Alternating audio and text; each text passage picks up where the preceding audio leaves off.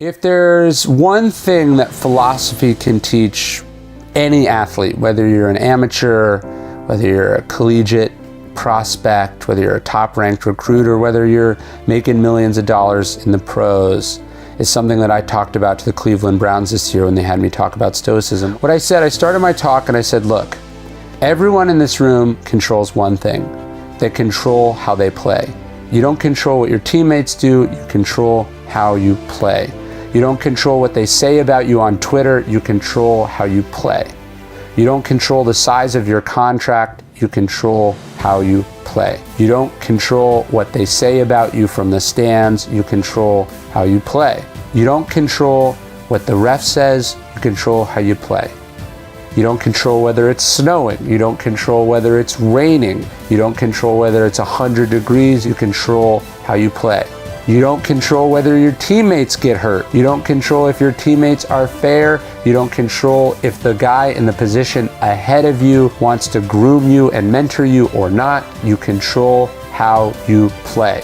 You don't control whether your opponents cheat. You control how you play. You don't control if your coach is a bully and he screams at you. You control how you play. You don't control if people are doubting you, if they don't believe in you.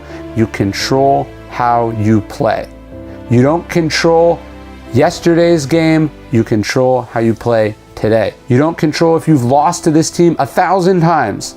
You control how you play. You don't control if your team wins, you control how you play. You don't control if you lose, you control how you play. All you control, if it's not clear enough, is how you play right now, right this second.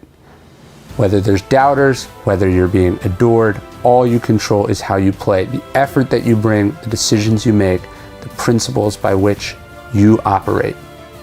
And that's ultimately all you can judge yourself on. You don't control the outcome, you don't control the facts, you don't control anything but how you play.